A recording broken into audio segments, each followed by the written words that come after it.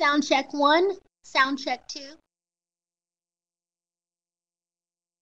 Good morning, everyone, and welcome to today's webinar covering conducting a threat hazard identification and risk assessment, also known as THIRA webinar.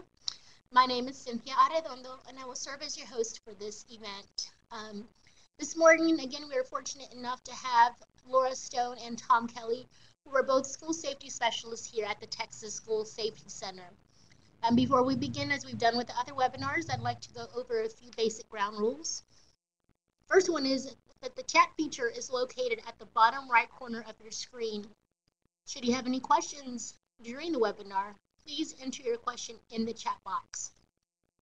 If we're able to address your question right away, we will do so. If not, we'll be able to address it at some point during the webinar.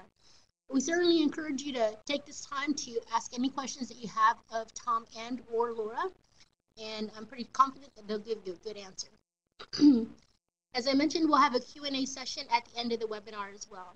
At this time, I'm going to go ahead and turn it on over to Ms. Laura Stone. Thank you and enjoy.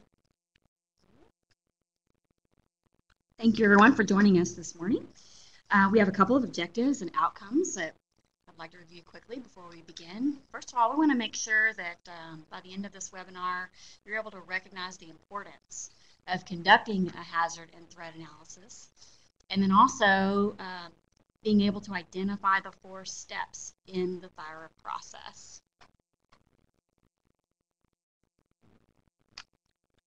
Good morning, everybody. Thanks for taking some time out of your busy schedules to talk to us about a THIRA, threat and hazard identification and risk assessment.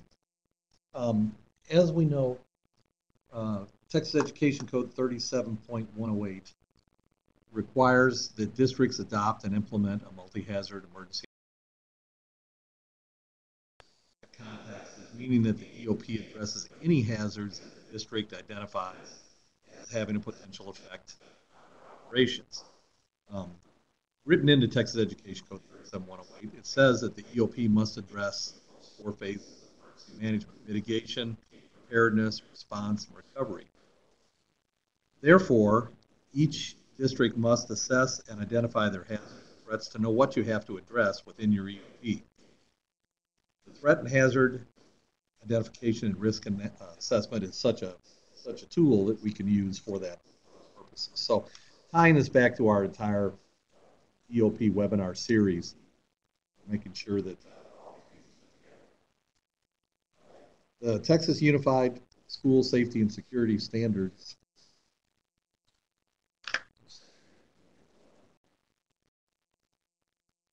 the Texas Unified School Safety and Security Standard are another tool that was developed by Texas schools, the Texas School Safety Center, and other key educational partners throughout Texas. These were all developed collaboratively. Standards are organized using those 4 phases of emergency management cycle as we discussed above.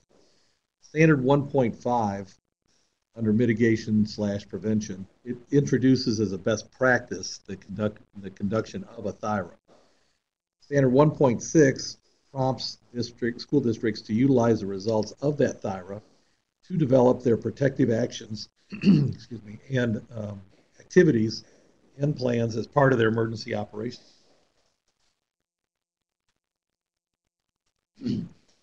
Now, just to be clear about it, state statute does not require specifically that a THIRA be utilized, but it is considered a best practice to conduct an assessment to understand the hazards a district faces.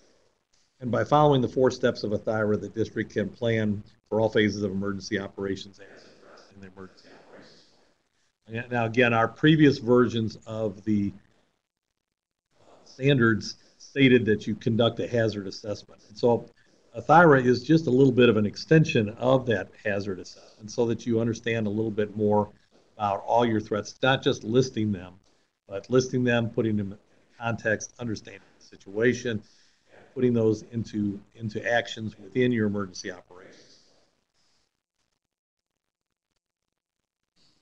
A THIRA provides for the identification of hazards and threats while also analyzing the risk for a clearer understanding of impact, context, targets, and resources of a school district. We've kind of tried to customize this a little bit to be a little more specific to school districts. The National Preparedness Goal reflects a whole community approach that focuses on the capabilities necessary to protect against, mitigate, respond to, and recover from the threats and hazards that pose the greatest risk to the nation. Again, we're customizing this a little bit more to be specifically for your school district or community. This webinar is an overview of that THIRA process in the context of school district while remaining consistent with that preparedness. Now, as part of that 6-step planning process that we spoke about earlier when we were doing the overview, another webinar where we talked about the overview of the operational planning process, this fits under that step 2 of understanding the situation. We have to know what our hazards and threats are and assess that risk, and then making sure we prioritize that. So that's all part of our emergency operations planning. So when we're trying to talk about what is a THIRA, it's a 4-step common risk assessment process that helps the whole community understand its risk capability requirements. That's one of the big pieces to a THIRA that goes beyond just a traditional hazard assessment, is to really understand what your capability targets are, what your requirements are, what your resources. It goes a little further to make sure that you accomplish all those goals through your procedures as part of the planning of. And again, I think I've mentioned it a couple times, but this application of THIRA focuses more on school district communities, as opposed to, you look at, when you get into the FEMA documents, you'll see a lot about cities, counties, states, and even national applications. So if you're talking about something in the scale of Hurricane Harvey, you're talking about hundreds of thousands of people affected. We're working this back down to the size of your school district, because it's applicable in all size districts and all operations. Now, real quickly, the 4 steps of the THIRA process. The first one is identifying the threats and hazards of concern. That one may be fairly easy. We shouldn't take an assumption, though, that things haven't changed over time, or that all of your facilities and all of your campuses have exactly the same threats and hazards. They may vary a little bit. Give those threats and hazards context. We'll get into each of these a little bit more as we go. Establish your capability targets, and then applying those results.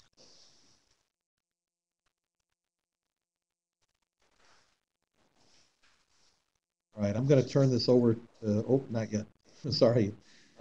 Okay, identifying threats and hazards. Step 1 of the process, where we're going to start listing our threats and hazards. So you're going to make a list of threats and hazards specific to your district. And I think it might help a little bit to put things into the context of what is a threat versus a hazard. I know that for many years I would hear all the time that they talk about hazards, threats, and vulnerabilities, but I don't know that everybody really had a common understanding of what some of those differences were. So just to give you a little bit of context in that regard, there are hazards around us all over the place. Actually, this nice tranquil picture of a river actually represents a hazard. That river would be considered a hazard, but it's in a harmless state. There's nothing going on that would really make it a threat to your life, unless you fell in the water and couldn't swim or something like that, which then would change it from that harmless state. But in this this picture, this is a hazard. Okay, it's not threatening to most people. Now, that same river, in a different situation where there's mass flooding involved, would change that from that harmless state to a harmful state. And then it becomes a threat to life and property and operations. So, I think it helps to make sure that you're always thinking about that we're surrounded by hazards all over the place. Everything could be turned into a threat. Another example might be a playground. Playgrounds have lots of hazards. There's a certain amount of risk involved for children around there playing, and that's one of the intriguing things for the kids. There is a little bit of a risk. They like that. So there are hazards there. We don't want those to turn into a threat and threaten their well-being for a long period of time. So if you have dangerous, unmaintained equipment, or your surfacing material is not sufficient, glass or other types of things, then it ceases to become hazard because it's no longer in a harmless state, it's in a harmful state, and the chance of somebody being injured is greater. So that would be an example. Chemistry labs, the same kind of thing. Chemistry labs in schools are full of hazards, but they're controlled. As long as they're controlled and it's still in a harmless state, it's not a problem. But when lack of good safety procedures, ventilation, storage, or all those things change that into a threat. So with that in mind, I'm going to turn it over to Laura, and she's going to talk a little bit more about types of threats.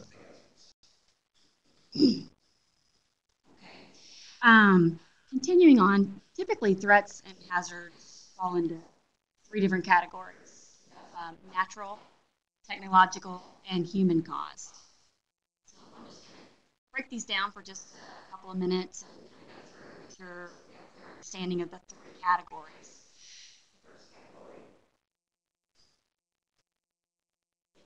Natural, which is, okay, just a moment, we're having some sound issues.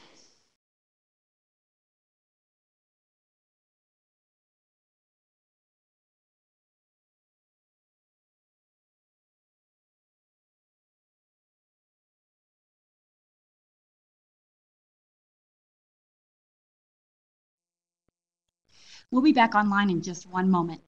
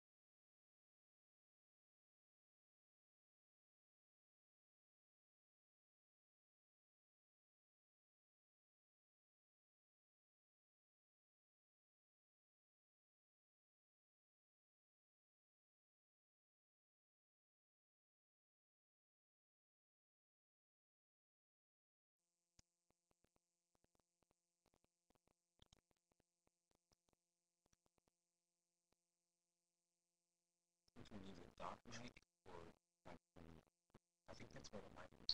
I think it's stopped.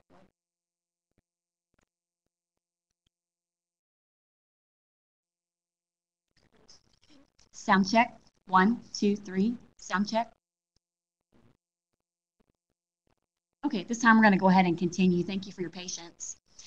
Going back to threats and hazards, there are three categories, as I said previously. The first of which is natural. These are a potential incident resulting from acts of nature. You have some examples listed there on the slide. You have flooding, tornadoes, hurricanes, droughts, wildfires. Those are just a few examples. Also, you could have avalanches, animal disease outbreaks, landslides, tsunamis, volcanic eruptions, and winter storms. Again, depending on your location, even in the state of Texas, there's a great variance there. Okay, second type is the technological threats and hazards. These are, a potential incident resulting from accidents or failures of systems or structures that are in place. Again, the examples on the right side of the slide, these include train derailments, chemical releases, airplane crashes, dam failures, power failures, could also be a vehicle accident or a mine accident, radiological release, those type of incidents. Okay, and the third category is human caused, obviously a potential incident resulting from intentional actions. A lot of times these are referred to as just the intentional category because of the mindset behind them. But again, we're thinking explosive attacks, chemical or biological attacks, physical violence, terrorism, and cyber incidents here. And one note that we want to make sure we point out regarding the three categories, they're not always confined to one category. It's certainly possible that you could have a combination category incident. For example, you could have a dam that breaks, but it is caused by someone who intentionally creates the break with a bomb or an explosive. So there is such a thing as a combination of the categories depending on the situation. So it's not specific to one all the time.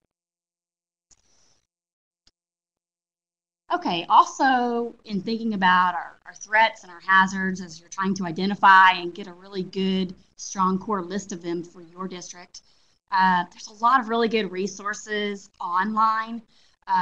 One in particular on this slide we went into our Texas School Safety Center website, and we have a pipeline toolkit, and you can click on tools and find it in there. But within that pipeline toolkit, there's an active link for a site that will allow you to search for pipelines in your area. And we all know that pipelines are, of course, the unseen, easily forgotten hazard. There are certainly others as well, but this is an interesting one. I believe we pulled up in the Midland area on this one.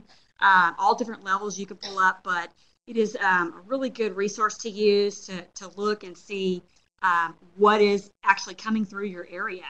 And so this is, again, in the Pipeline Safety Kit toolkit online. There are other resources. You can go to Google Maps and do the aerial view, and certainly you can identify railroad tracks, local industries that are within proximity to any of your campuses or facilities in your district. Lots of really good resources. Also, the National Weather Service has a really good storm database, and I believe it goes way back several years. Let's say it goes back to 1953, but it is a good storm events database, and you can actually go to the National Weather Service website and just put in a search for that database, and you can pull up by county within specific dates and types of incidents, historical events for your community. So an excellent resource that's absolutely free and available for everybody. Let's see. A few other things when you're really trying to get your list of your threats and hazards. Again, consider the historical context, things that have happened historically in your district, in your community, in your county. Again, there are lots of community partners and emergency planners in your area and your locally that can help you research those. They already have those. The environment, consider specific environmental conditions that exist in your area. Population and demographics certainly will have a huge factor, key role in your threats and hazard identifications. Are you in a very rural area or a very urban area? Certainly those are quite opposite as regarding threats. Local industry, as I mentioned with the Google Maps, depending on what industries are in your area. I know I grew up in East Texas, and I lived along a corridor that had a vast number of petrochemical plants. And so certainly that's a hazard and a threat that was unique to prevalent in the area that I lived in growing up. But again, Texas is vast, and so that's just one example, but lots of different industries that can certainly impact your community. And then finally, the local and regional capabilities. Reach out to your community partners and ask, what capabilities do we have, but what do they have? It's important not to make any assumptions. Don't assume that they have things that they may not have. But again, your community partners will have access to resources that you may need in an incident. Speaking a little bit more about your community partners, the whole preparedness goal is a shared responsibility. You've got to be able to list out and expand your threats and hazards thoroughly. That's the whole point of spending time doing the THIRA process, is to go through very thoroughly and assess your threat. So these individuals can really help you do that. Make sure that you are aware of who these people are. Reach out before an incident and establish relationships with these individuals. They are there to help you. Equipment, supplies, human capital, local law enforcement, fire departments, emergency management. community groups, especially, CERT groups, American Red Cross, places like that, don't hesitate, because a relationship established now will really smooth the effectiveness and efficiency of a response down the road. Tom's going to take over at this point. Okay, thanks, Laura. Also, in relation to the community partners, I wanted to bring up a couple of things. One, also remember that Texas Education Code 37108 lists some different entities that your emergency operations plan is supposed to coordinate with. The Texas Department of State Health Services, fire departments, police departments, your local health department, a number of those different entities. Now, I think there's a little difference between collaboration and coordination. I always think of collaboration as getting the different perspectives and talking through your plans and looking over those, so you make sure that you incorporate everyone's perspectives. Whereas coordination of plans, they actually have to fit together, so that the plans themselves are not doing different things, that they all coordinate toward the same outcomes and the same goals. So remember the wording of 37108. Just like we've recently done after the shooting in Florida, there's been a lot of eyes focused on what schools are doing across the country, and everybody's reevaluating the plans. So looking at those things, making sure you collaborate and coordinate with other entities. One really great example is a short story that I ran across a district, fairly small rural district, and we were talking about their bomb threat plans. And so they said their plans involved that if they got a bomb threat, they would call the sheriff's office, and the sheriff's office would bring out their bomb sniffing dog and look for a device. If they were to find a device, then they would call out the bomb squad. So that was theoretically in their plan, and they had that written in. A couple months later, they had their first bomb threat, and they went to utilize that plan. They had the call. They weren't sure if it was a credible threat or not, but still took the actions in their plan, called the sheriff's office, asked them to send out their bomb sniffing dog, only to find that the sheriff's office didn't have a bomb sniffing dog. So that's a fairly rare piece for most small sheriff's offices around the state.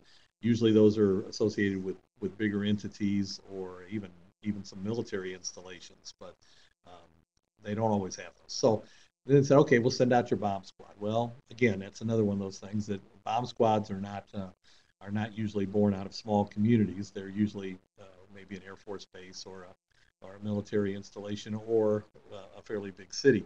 Maybe your police department or your fire department. Oftentimes it's fire departments that have that responsibility. So the point of all this is, if you are coordinating and collaborating your plans, you would know ahead of time that those are not resources that are available to your area. Maybe 2 or 3 hours before a bomb squad could actually arrive, depending on the distance they have to travel. So that would cut down on things a lot. So make sure in your coordination and collaboration, you're doing that, and it'll lead to a lot better outcomes in planning.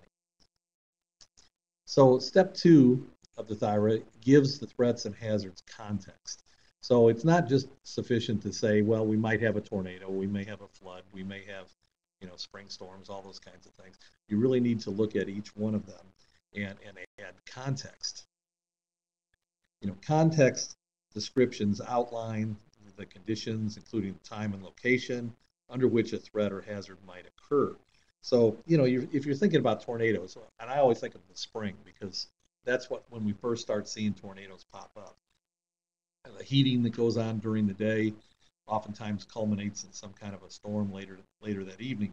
So knowing the times of year, what wind direction they come from, what times they may occur in your school district.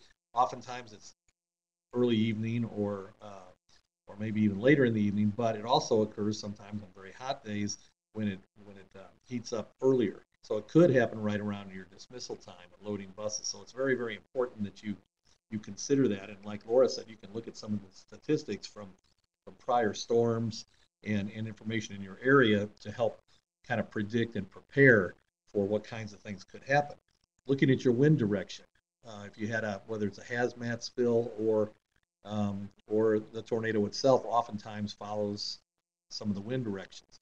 So you may want to have a windsock someplace, or remembering that almost every school has a windsock, and the fact that you have a flag and a flagpole. So knowing your normal wind directions and changes in wind directions can be important too.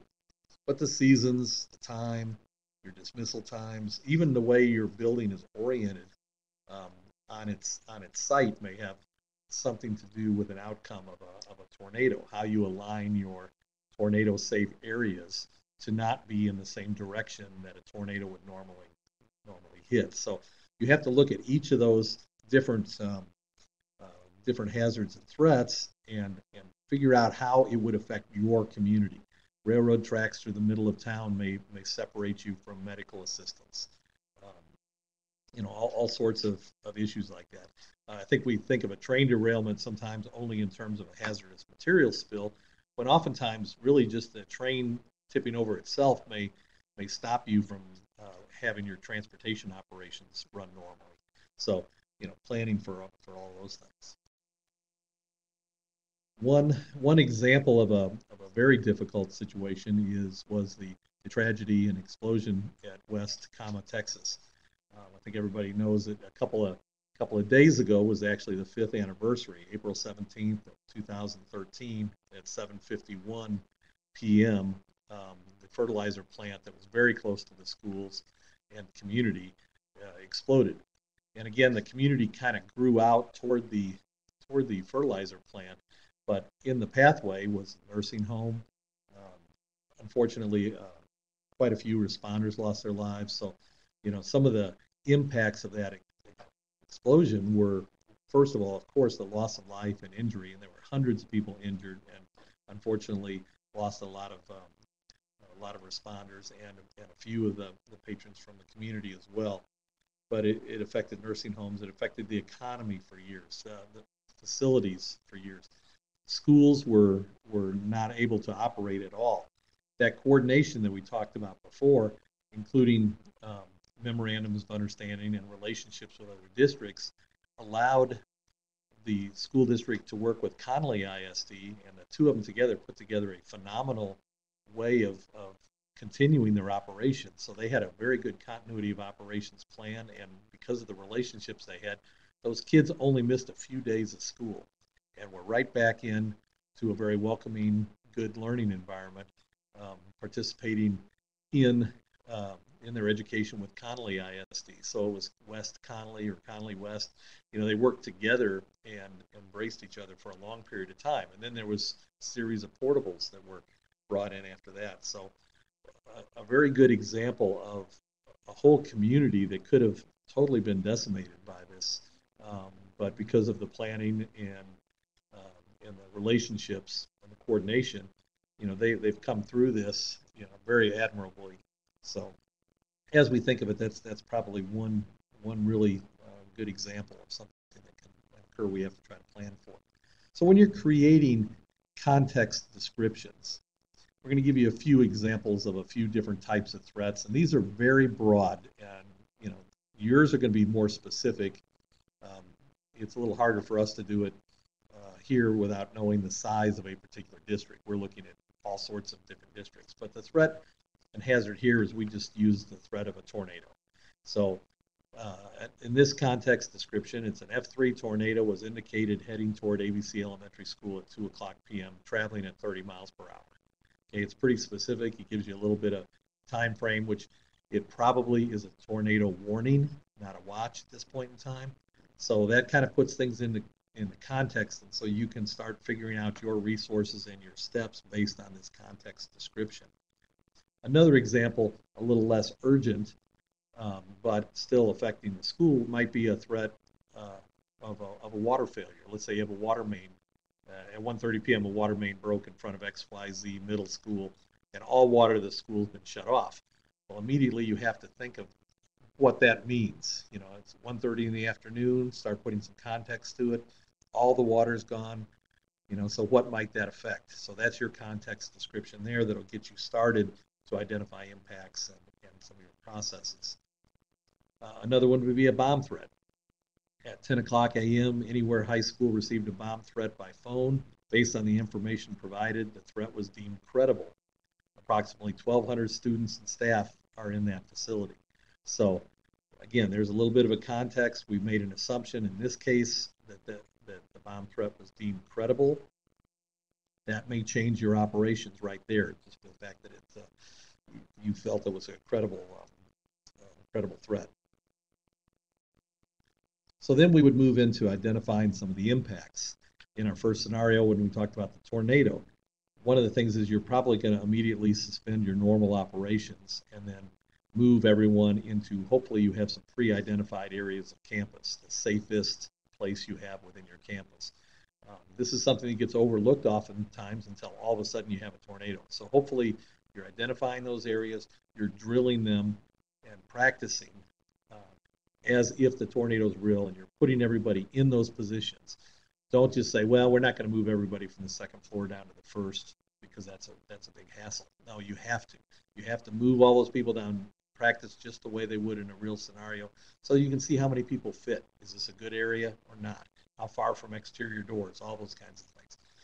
If the building were to be impacted, you'd have to plan for what you're going to do for casualties, what kind of medical treatment you're going to give, what kind of property damage may be there.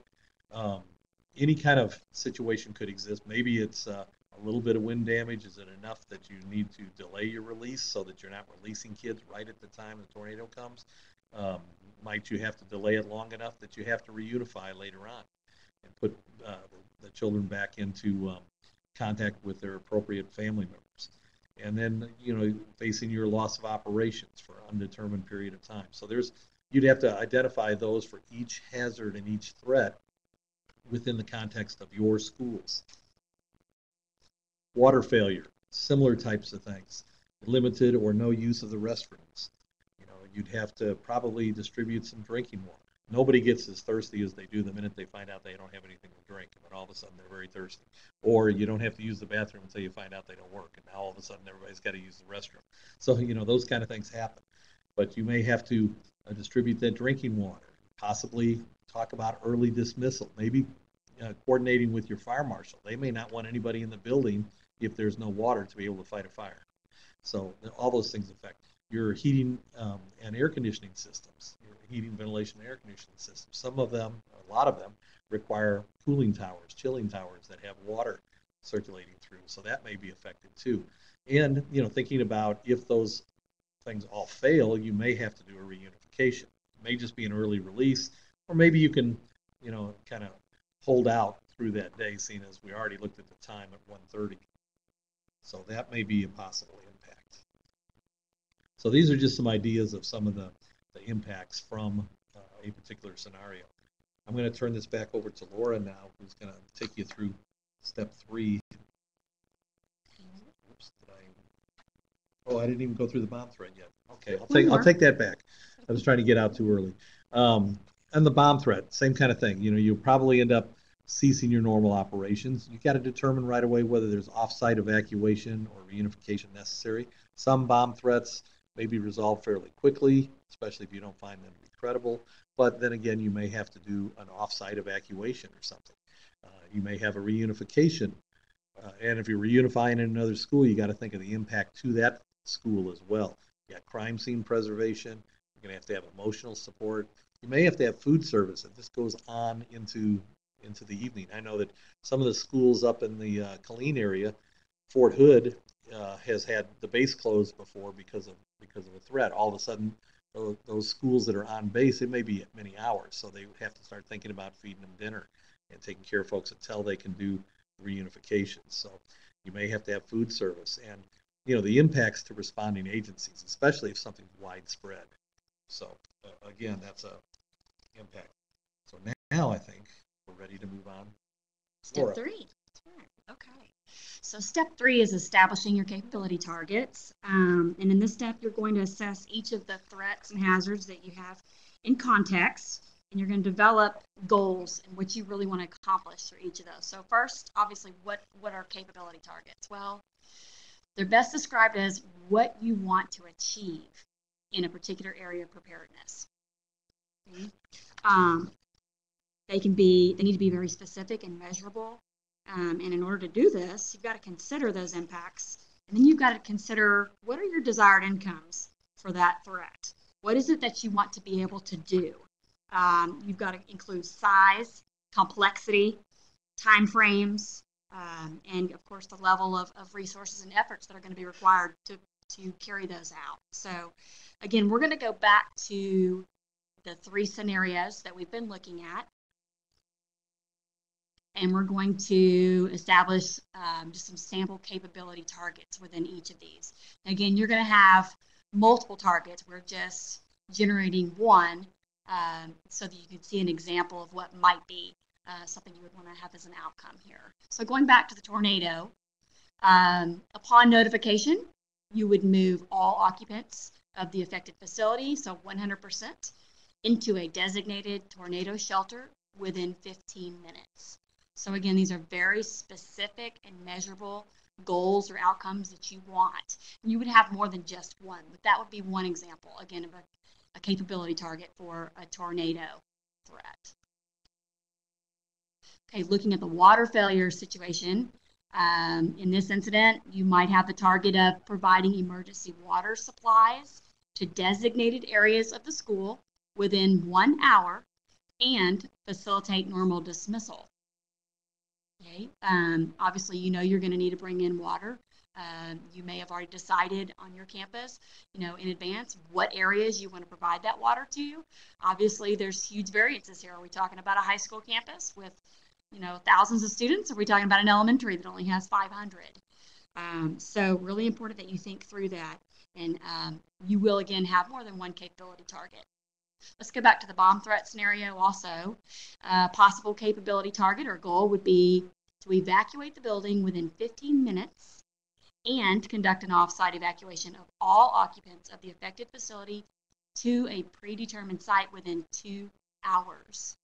And again, we're just trying to make up a feasible example here, but if you really look at your student body and your staff population, you can fairly reasonably calculate the amount of transportation and the time frame that you can get all individuals out of that facility onto buses or whatever transportation means you have available, or possibly walk, whatever the situation requires to get to your off-site evacuation place. So again, these are things that you can very well sit down and come up with a measurable, specific capability target. Okay, so the 4th step in THIRA, the THIRA process, is applying those results. That's really a general statement. So basically, using everything that you've gathered so far, the capability targets that you just established for your threats in that step 3 that we just talked about, you're going to identify resources that you're going to need in order to meet those capability targets. And this means, what do we already have? And what are we going to need? So communities complete this step again by estimating what resources you're going to need to manage this threat and hazard. Okay, and what do we mean by resource requirements? Well, resource requirements are lists of critical items, specific things that you're going to need in order to manage and resolve these threats and hazards that are of a concern to you and your district. So let's look at, again, our 3 scenarios. First, the tornado incidents. Again, we're just throwing out example items. Your list would be certainly more than 3. But what resources are you going to need in order to successfully manage this incident? First of all, obviously a notification system. How will you make individuals and staff aware of the need to evacuate or to shelter in place, whatever your situation is at the time? And we put the number 1 because you want to be very specific here. This is your actual go-to list. All this upfront work is going to pay off if you have to use it one day. You have all these things already thought through in a very calm environment, and you're not having to put yourself in an emergency situation and trying to think through all these details. Another resource requirement would be a pre-designated tornado shelter area. You probably already have this, but it's a really a best practice to have your areas, your secure areas, on your maps that are posted around your building. But be sure that you already have these designated areas. planned out and you've drilled them, you've practiced them, you know where they're going to be. How many are you going to need for an elementary of 500 or for a middle school of 1200? You need to plan those out, and that goes through the whole preparedness cycle of planning and taking it out for a spin, train on it, exercise on it. And then you'll know for sure you can come back and revise your THIRA and make sure you have your resource requirements really accurately noted. Finally, emergency medical supplies. You know the specific medical needs of some of your students that are there on campus. You also know just general first aid supplies that are recommended. There's some great websites that list all kinds of American Red Cross kits and recommended items that should be in these kits. But you know your population, some general items that are recommended that need to be in those kits. So how many are you going to need? Again, you can reasonably calculate to a certain extent how many of those you're going to need. Looking at the water failure threat that we mentioned, here we have I think it's a middle school. So how much water are you going to need? You're going to bring it in, but how much are you going to need? You're going to request bottles. We put bottles down here. Notice we put question marks in here. You're obviously not going to put a question mark. You're sitting around the table calculating specific best estimate numbers to put in these blanks so that when this happens, if it happens, you can feasibly request up front exactly what you need. So again, you're not going to have question marks in yours, but bottled water, transportation, how is that water going to get to your site, and other supplies that you may need. I've actually been through this at an elementary pre-K through 4 campus. We needed water, we needed buckets to flush toilets. You do not want to tell a 3-year-old they cannot go to the bathroom. There's a lot of emotional support needed. But I'm saying that to say, think through, how are those supplies even going to get to your campus? Do you have another campus nearby that can help support that? Are they going to be stored in a warehouse on a district site or what? So how is that going to happen? How many transportation vehicles or means are you going to need? Very specific. The more specific, the better. And recycling containers was another resource that we thought would be appropriate. If you're bringing in thousands and thousands of bottles of water, you need to be able to dispose of those appropriately, environmentally appropriate. So, how many would that take? Where would you set those up? Are there any issues with the city for setting up those on a temporary basis on your site? Okay, and then the bomb threat scenario at the high school. Again, you're going to have a lot of resources listed here, but obviously a notification system, letting everyone know exactly what to do, what response action to take. What kind of law enforcement support will you need? We've listed a question mark, but again, we're thinking through just traffic control, trying to get an offsite. If it's credible, then you're doing an offsite evacuation. You need officers there, not specifically your school officers, although it can be. So you're going to need help controlling traffic so that those buses can get in and out quickly. You're going to have separate law enforcement officers on the scene. You need them to take care of the incident. Just to investigate the crime. You're also going to need security. For sure. So all different types of law enforcement groups to think about there. Buses, again, how many students are you evacuating off site? You can reasonably calculate, if you can get 60 or 70 students on a bus, depending on size and age level, how many buses times how many trips are they going to make to the secondary site and back? You can calculate those things fairly reasonably. The reunification teams, when you do get everyone on site, how many individuals are you going to need to run your teams that are there helping out in different capacities? Your medical support, your nursing staff, it can include counselors, but again, staffing at that reunification site with medical is critical. We put the number 5. You may calculate that you don't need quite that many or twice as many. Reunification materials and kits, all of those things that you want, the information sheets you want parents to fill out. Again, how many of those are you going to need? Depends on your specific student population and size. Okay, so this is an example on the screen here of a completed THIRA. It's a sample, and it's out of a resource, a reference that I'm going to show you on another slide very soon. There is no mandated format for you to put a THIRA into. There's no magical box or table. But this is a good, simple, easy to read, very actionable type form that's in one of the FEMA's documents. So you obviously have the two threats. You have the earthquake and the terrorism at the top.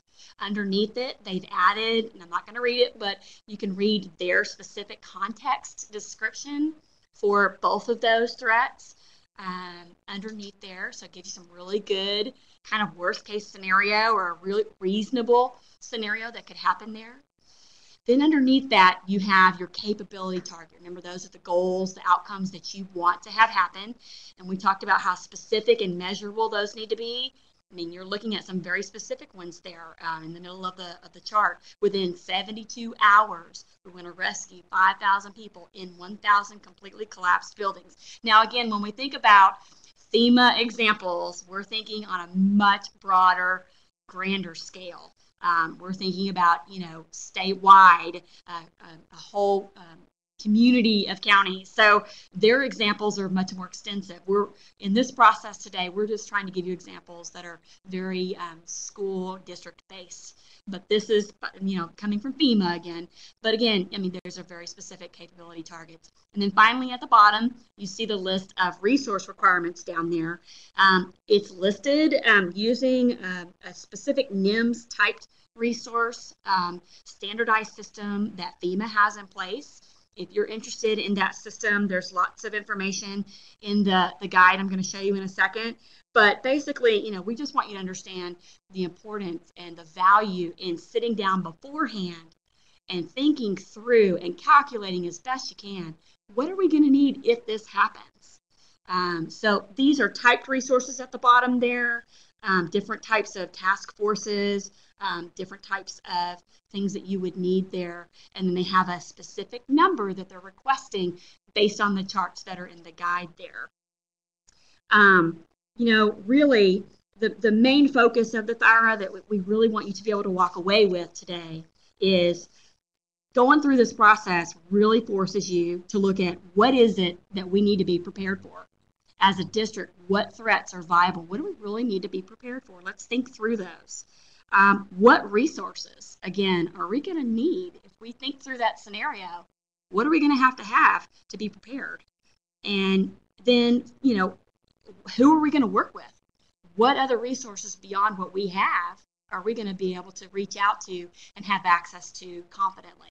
So it forces us to go through there and get answers and have a really good comprehensive plan. Okay, this is the resource that I was mentioning previously. The Threat and Hazard Identification and Risk Assessment Guide is a comprehensive preparedness guide, 201. There is a previous version. This one supersedes the 101, the second version that came out in 2013.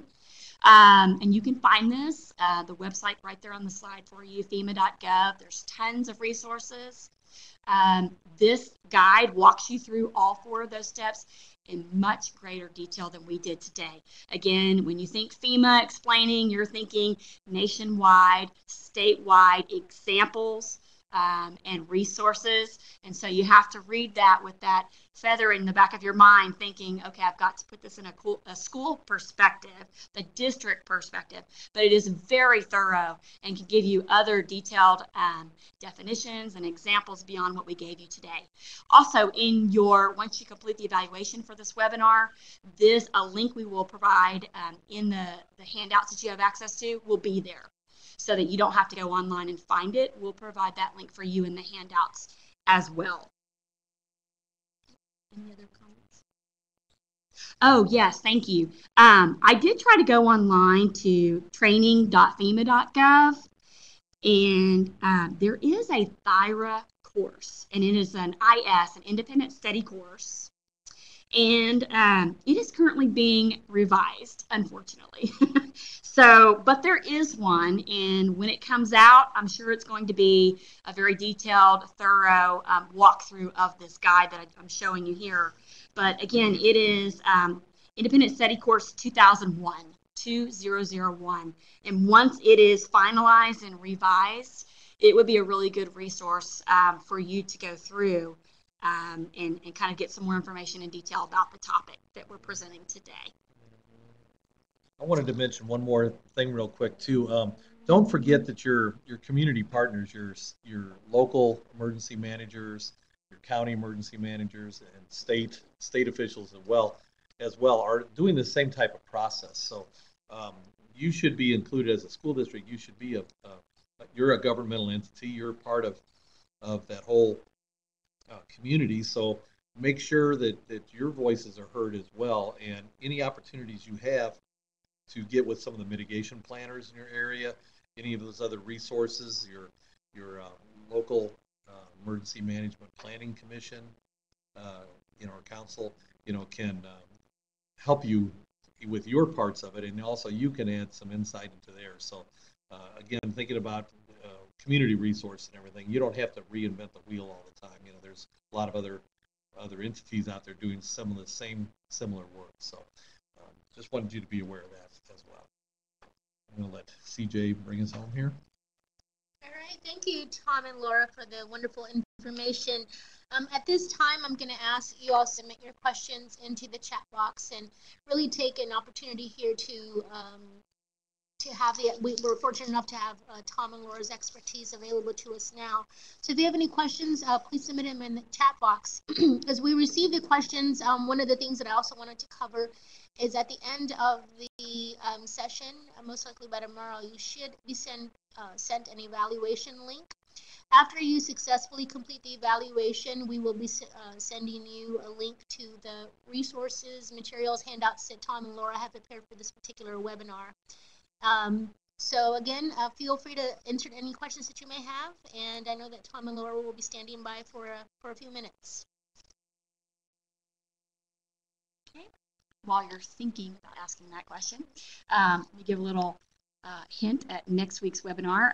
Don't know if you all are registered or not, but next week our topic is creating the basic plan.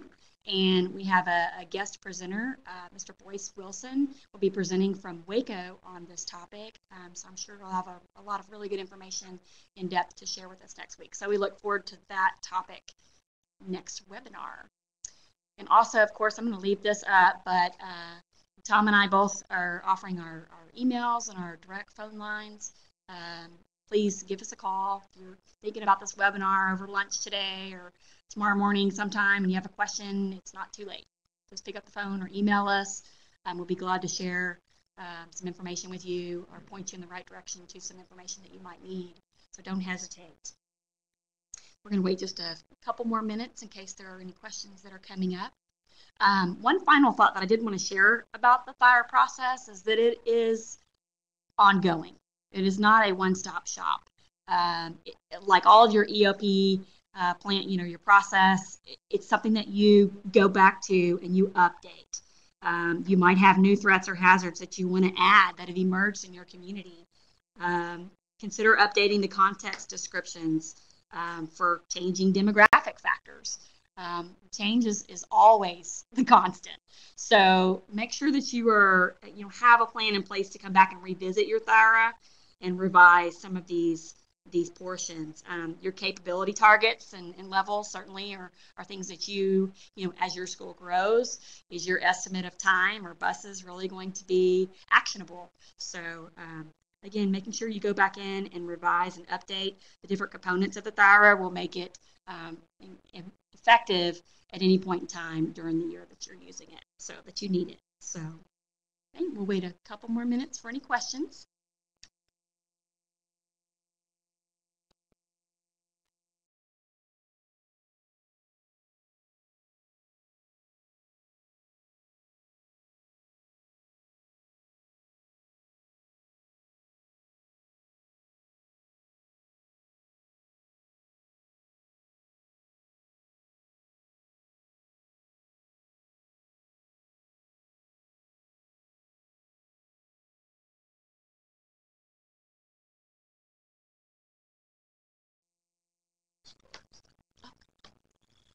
Okay, at this time, it doesn't look like we have any questions. Thank you so much for joining us and listening in today's webinar. We hope you've learned some valuable things. And again, please don't hesitate to reach out if you have any questions. Thank you again.